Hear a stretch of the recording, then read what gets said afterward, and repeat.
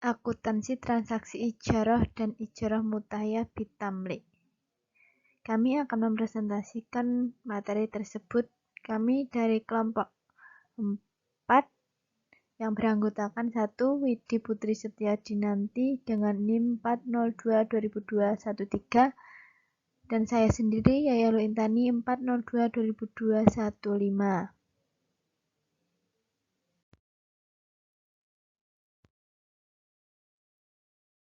Definisi ijarah dan ijarah mutahiyah bitamlik. Ijarah dan ijarah mutahiyah bitamlik atau IMBT merupakan transaksi sewa-menyewa yang diperbolehkan oleh syariah. Akad ijarah merupakan akad yang memfasilitasi transaksi pemindahan hak guna atas suatu barang atau jasa dalam waktu tertentu melalui pembayaran sewa atau upah tanpa diikuti pemindahan kepemilikan barang. Akad IMBT fasilitasi transaksi ijarah yang pada masa akhir sewa, penyewa diberi hak pilih untuk memiliki barang yang disewa dengan cara yang disepakati oleh kedua belah pihak. Akad ijarah dalam suatu lembaga keuangan syariah dapat digunakan untuk transaksi penyewaan suatu barang maupun penggunaan suatu jasa yang dibutuhkan oleh nasabah. Transaksi ini memiliki keunggulan jika dibandingkan dengan jenis akad lainnya. Yang pertama, dibandingkan dengan akad mudharabah, akad ijarah lebih fleksibel dalam hal objek transaksi. Yang kedua, dibanding dengan investasi, akad ijarah mengandung resiko usaha yang lebih rendah. Adanya pendapatan ijarah yang relatif tetap. Ketentuan syariah akad ijarah dan IMBT. Yang pertama, ketentuan syariah transaksi ijarah diatur dalam Fatwa DSN nomor 9 tahun 2000. Adapun ketentuan syariah transaksi ijarah untuk penggunaan jasa diatur dalam Fatwa DSN nomor 44 tahun 2004. Ketentuan syariah IMBT dibahas dalam bagian rukun transaksi ijarah, multijasa, dan IMBT. Yang kedua, rukun transaksi ijarah. Yang pertama, transaktor, terdiri atas penyewa atau nasabah dan pemberi sewa atau bank syariah. Yang kedua, objek ijarah, meliputi pembayaran sewa dan manfaat dari penggunaan aset. Ketiga, ijab dan qabul, merupakan pernyataan dari kedua belah pihak yang berkontrak dengan cara penawaran dari pemilik aset dan penerima yang dinyatakan oleh penyewa. Rukun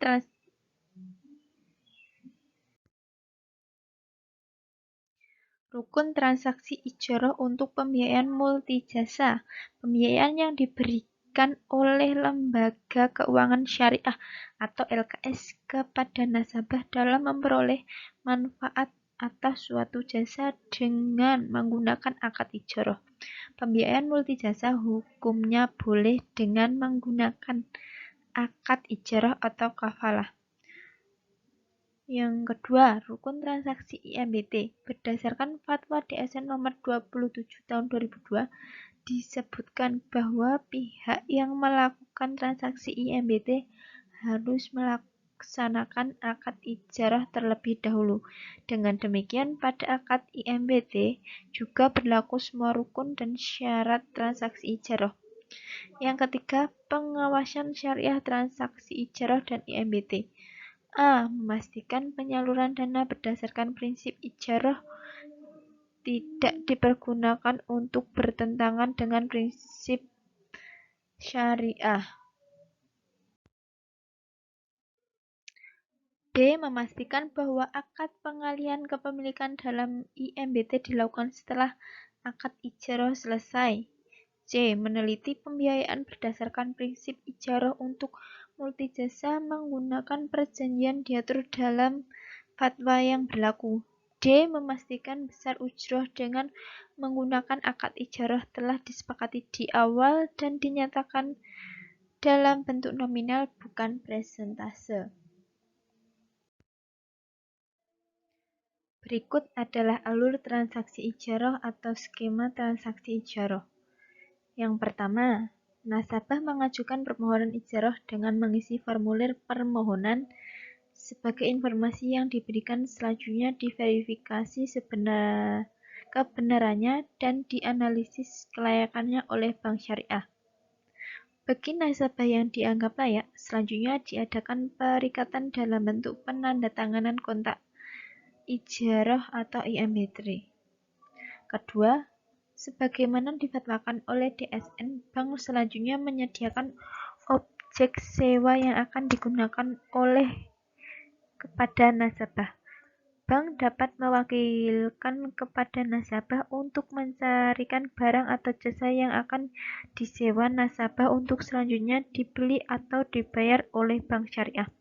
Ketiga, nasabah menggunakan barang atau jasa yang disewakan sebagaimana yang telah disepakati dalam kontrak.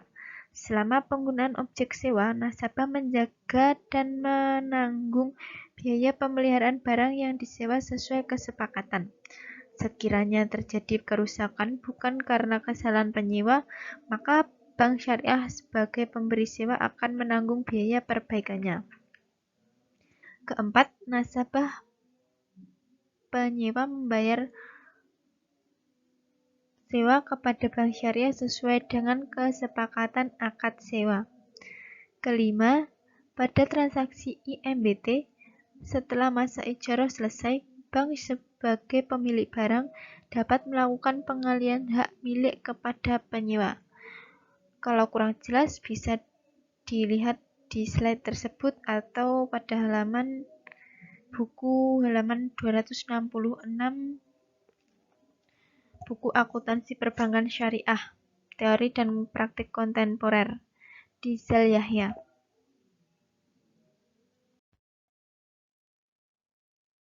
Penyajian transaksi ijarah atas aset berwujud. Berdasarkan PAPSI 2013, terdapat beberapa ketentuan penyajian di laporan keuangan terhadap akun yang berkaitan dengan transaksi ijarah dengan aset berwujud. 1. Objek sewa yang diperoleh bank disajikan sebagai aset ijarah. 2. Akumulasi penyusutan atau amortisasi dan cadangan kerugian penurunan nilai dari aset ijarah disajikan sebagai pos lawan aset ijarah. 3. Porsi pokok atas pendapatan sewa yang belum dibayar disajikan sebagai piutang sewa. 4. Porsi ujrah atas pendapatan sewa yang belum dibayar disajikan sebagai pendapatan sewa yang akan diterima yang merupakan bagian dari aset lainnya pada saat nasabah tergolong performing, sedangkan apabila nasabah tergolong non-performing, maka pendapatan sewa yang akan diterima disajikan pada rekening administratif. 5. Cadangan kerugian penurun nilai atas piutang sewa disajikan sebagai pos lawan atau kontra account piutang ijarah. 6. Beban penyusutan atau amortisasi aset ijarah disajikan sebagai pengurang pendapatan ijarah pada laporan laba rugi. Pengungkapan transaksi ijarah atas aset berwujud.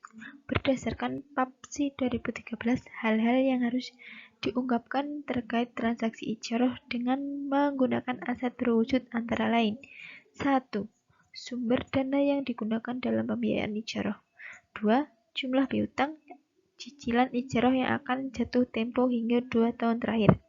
3. Jumlah objek sewa berdasarkan jenis transaksi ijarah dan ijarah mutahya bitamlik, jenis aset dan akumulasi penyusutan serta cadangan kerugian penurunan nilai jika ada apabila bank sebagai pemilik objek sewa. 4.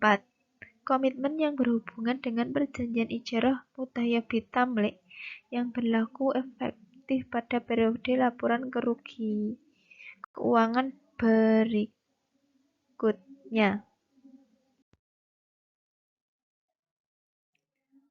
5. Kebijakan akuntansi yang digunakan atas transaksi ijarah dan ijarah mutahya bitamlik.